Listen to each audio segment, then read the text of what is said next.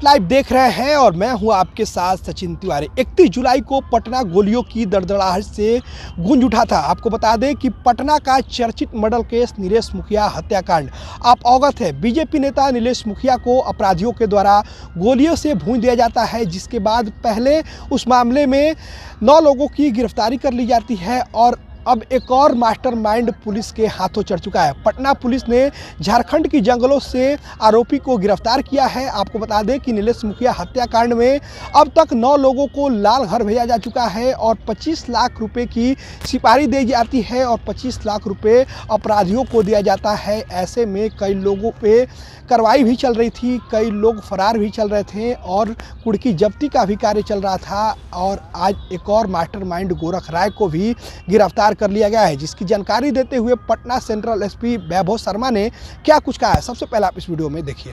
जैसा कि आप लोगों को पता है कि 31 जुलाई को दीघा थाना क्षेत्र में नीलेश मुखिया को गोली मारी गई थी और बाद में उनकी मृत्यु हो गई थी। तो इसी के लिए दीघा थाना क्षेत्र में कांड संख्या पाटलिपुत्र थाना में 632-23 कांड दर्ज किया गया था। इस कांड दर्ज होने के बाद 14 अगस्त को पुलिस द्वारा 2 अपराधियों को जेल भेजा गया था, मोहम्मद राजा और सैयद शहनवाज। उन लोगों के बयान में जिन लोगों का नाम आया, उसके बाद 15 सितंबर को 6 और लोगों को जेल भेजा गया और उसमें से विशाल कुमार उर्फ अजय राय द्वारा बताया गया कि इस पूरे कांड में जो मुख्य षड्यंत्रकर्ता थे वह पप्पू, गप्पू व गोरख राय गुप्ते थे।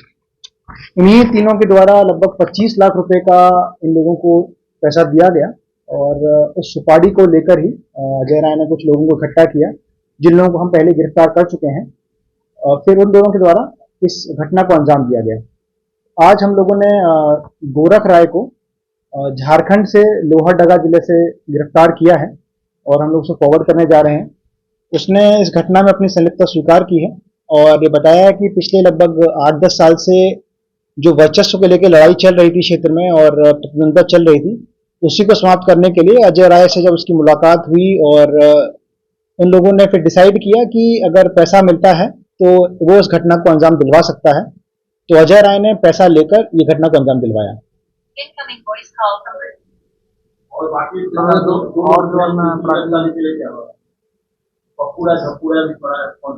हाँ, उन लोगों की गिरफ्तारी के लिए भी हमारी टीम लगी हुई है और हम लोग लगातार उनके लिए एविडेंस इकट्ठे कर रहे हैं और बहुत जल्दी उन लोगों की गिरफ्तारी की जाएगी।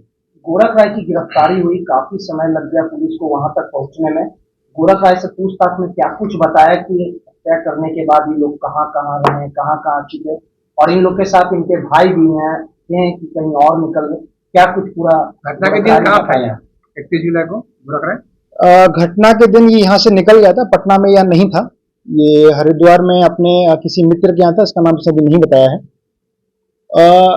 हाँ, समय इसलिए लग गया क्योंकि इनिशियल इन्वेस्टिगेशन के बाद जब इन लोगों को आइडिया लगा कि पुलिस इनके नजदीक पहुंच रही है, तो फिर ये लोग अपने जो मेन ठिकाने थे जहाँ पे जनरली रहते हैं वो सब छोड़ के जंगल जैसे एरिया में जाकर रहने लगे। लोहरदगा में यहाँ से पकड़ा गया, वो भी काफी जंगल जैसा क्षेत्र था, तो इसीलिए थोड़ा समय लगा और इसने गिरफ्तारी के उपरांत अपनी इस घटना में संलिप्तता स्वीकार की है कि हाँ, तीनों भाइयों ने मिलकर कि एक बार पैसा देके जब अजय राय ने उनको बताया कि वो ये काम करवा सकता है, तो इन लोगों ने 25 लाख देके इस घटना को अंजाम दिलवाया। अजय राय ही मीडिएटर था। हाँ, अजय राय।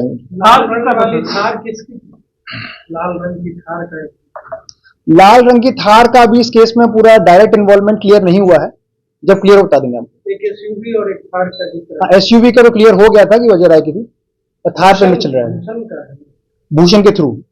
गोरख राय की गिरफ्तारी हुई तो पप्पू राय, धप्पू राय तीनों भाई कहीं साथ में ठहरे थे लोहरदगा में।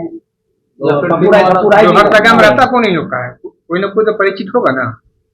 हाँ, कोई क्लोज नहीं था, दूर का ही इनका एक मित्र था जो वहां पर रहता है और बेसिकली जंगल के बीच में उसके भी मतलब बना हुआ है घर टाइप का, तो वहां ही रुका हुआ था। दोनों भाई भी थे उस समय? नहीं, भाई नहीं थे। कुछ पता चला है भाई दोनों कहाँ है? कुछ जानकारी मिली है, अब वो जानकारी कितनी सही है कितनी गलत है अब उसकी हम लोग इन्वेस्टिगेशन कर रहे हैं और इन्फॉर्मेशन अगर ठीक होगी तो जल्दी से जल्दी लोगों की गिरफ्तारी हो जाएगी। सर, ये तीनों भाई घटना से पहले यहाँ से चले गए थे, एस्कॉर्ट कर गए या सेम डे गए थे? नहीं, घटना से पहले चले गए थे। कितने दिन पहले गए थे? किस घटना हुई थी? अभी एग्जैक्टली इसने नहीं बताया है, अब इसको खुद भी याद नहीं था कि किस डेट में गए थे, पर इसने बताया घटना से पहले वहां चले गए थे। कितना जगह बदला होगा सर? बोला ठिकाना बदला, कौन कौन राज्य में ये छिपा, कहाँ कहाँ? इसके द्वारा तो यही बताया कि 102 जगह गया, पहले हरिद्वार, उसके बाद दिल्ली, उसके बाद फिर ये सीधे यहीं झारखंड में ही था। अब हम लोग जैसे इसमें इंफॉर्मेशन मिली तो फिर हम लोगों ने इस पर रेड करवा के सुरक्षा कर लिया। कितने दिनों से झारखंड में रह रहा था?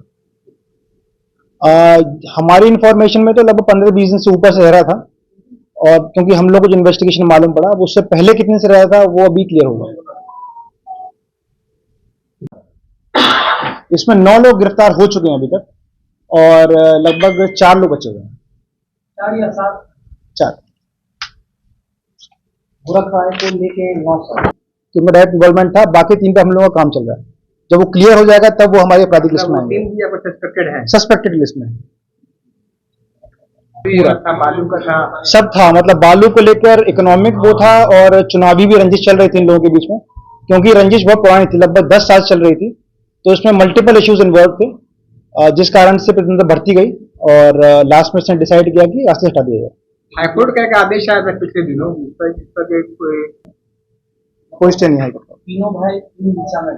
तो अभी अपने देखा पटना सेंट्रल एसपी वैभव शर्मा ने जानकारी देते हुए कहा है कि नीलेश मुखिया हत्याकांड में जो मास्टरमाइंड है, यानी जो साजिशकर्ता गोरख राय हैं, उनकी गिरफ्तारी कर ली गई है। झारखंड के जंगल से उनकी गिरफ्तारी की गई है, और भी क्या कुछ कहा है पटना सेंट्रल एसपी वैभव शर्मा ने, आपने इस वीडियो में देखा। बस इस तक तमाम खबरों के लिए जुड़े रहे हमारे साथ। धन्यवाद।